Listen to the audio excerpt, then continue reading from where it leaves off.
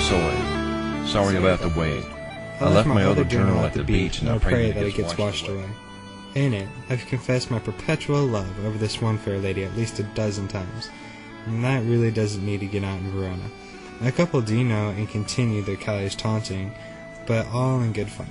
They are my first mates, cousin Benvolio, and my best friend Mercutio, and my holy man Lawrence, Frere Lawrence to all. He has gotten me out of many unwanted situations, but Rose is extraordinary. See, she doesn't pay attention to the war going on between my family and the haggard Capulets party, because she hardly pays attention to me, and has sworn herself to a life of chastity, but that's beside the point. Personally, I feel that the battle between my father and his arch-enemy needs to end. It's lame. Our families and men have been at each other's throats since I was young. At the mere mention of the Capulet's name, my father draws his sword. It's quite pathetic. I'm not into all the violence like most 16-year-olds. I'd rather spend my time at the beach or reading poetry. I am far more interested in the very power of far more clout than fate, which of course is love. I personally don't think I'm handsome, but many of the ladies do. In my opinion, it's my charm. Anyway, I best get going. Ciao, Romeo Montague.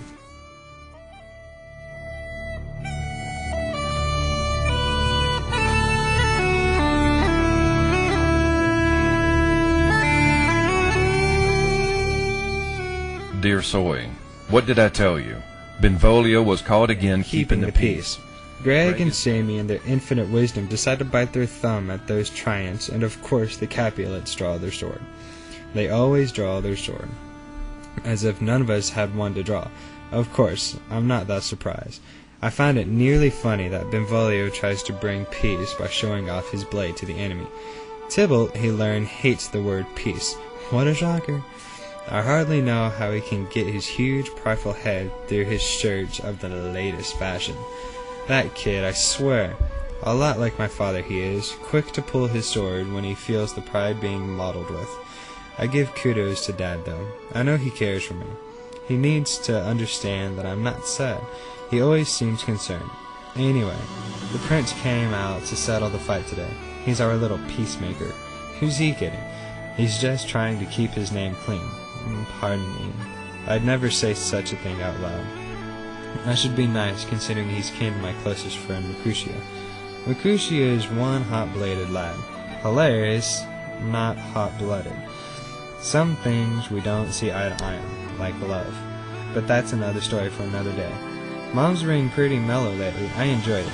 She usually is mellow. Great at calming Dad down when he hears the burst of the Capulets. Anyway, she's a sweetheart. Gotta run, Mercutio is beginning a game of words. Ciao, Romeo Montague.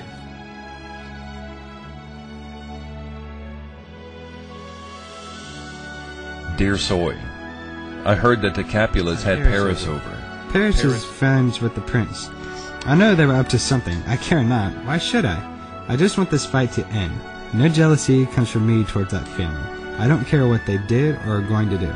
I was trying my words out in form of poetry today for Rose, but not sure if she's one to appreciate it.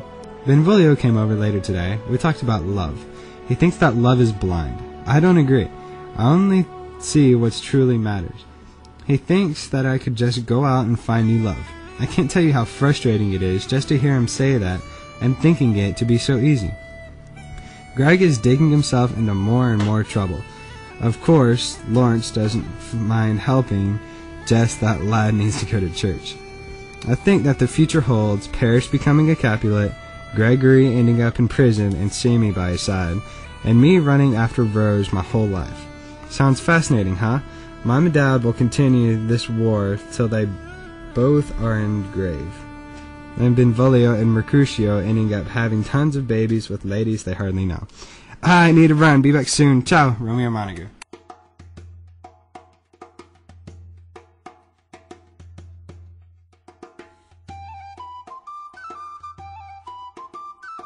Dear Soy, I knew something was going to happen. I just knew it.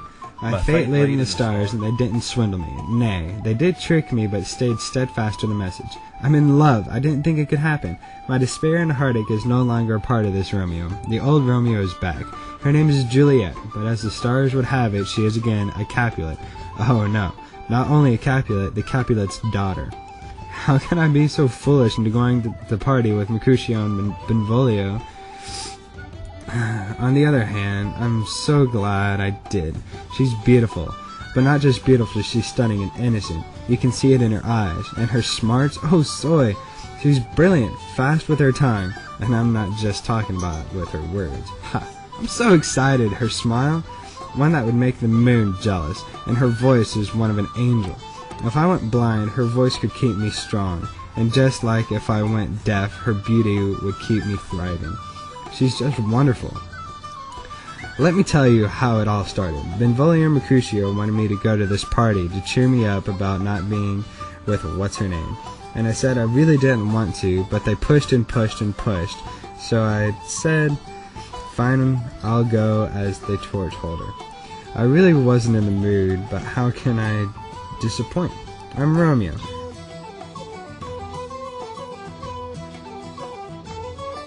Then I saw her. She was the dance floor. She saw me too, I swear. I didn't break eye contact for a whole... Only the occasional blink and someone are getting our path of view. Anyway, the music stopped and I got up to the moral fiber to talk to her. I was thinking about what girls digged about me and I remembered its charm. Its charm. So I went and held her hand in mine. She has beautiful, dainty fingers. And proceeded to tell her how I'm not worthy to talk to her. Luckily, she didn't give me the whole "you're right." Instead, she went and she played along.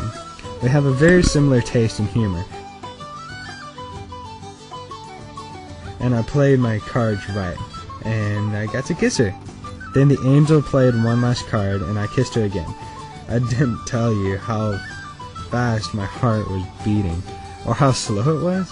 I can't remember. All I know is that I couldn't feel my legs for a whole, and my breath was long gone. Then we had to go. Well, so did she, but Mercutio said the party was at an end, so we went out again, not losing eye contact with her once. But again, the stars tricked me, and they tricked me good.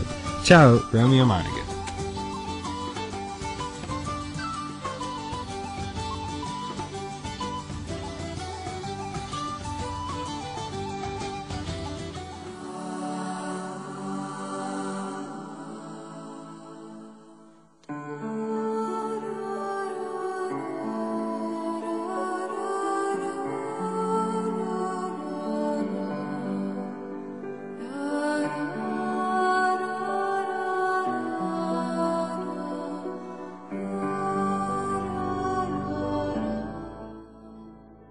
Dear Soy, I went over there last night to her domain and accidentally ran into her. I have no idea what I was doing going there anyway. Perhaps just to see a glimpse of her one last time before the night ended, because it ended so abruptly at the party.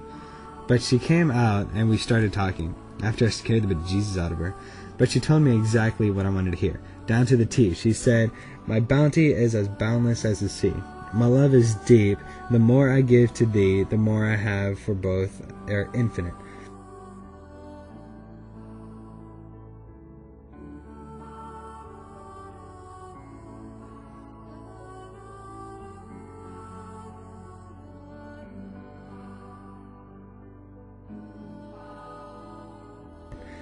And then her loyal nurse came searching for her. Not sure if she saw me or not, but she looks like the kind who wouldn't tell a soul anywho. I'm not worried. How can I be worried? She makes me forget everything that is ghastly and replaces it with such a bliss of living. I can't wait for the sun to rise now, instead of pulling down the shades to have the more dark to match my dissolution. I can never run out of things to say about her. I just got to the chapel. I'll come back. I just need to talk to Friar Lawrence. I have a marriage in my heart. Ciao, Romeo Monica.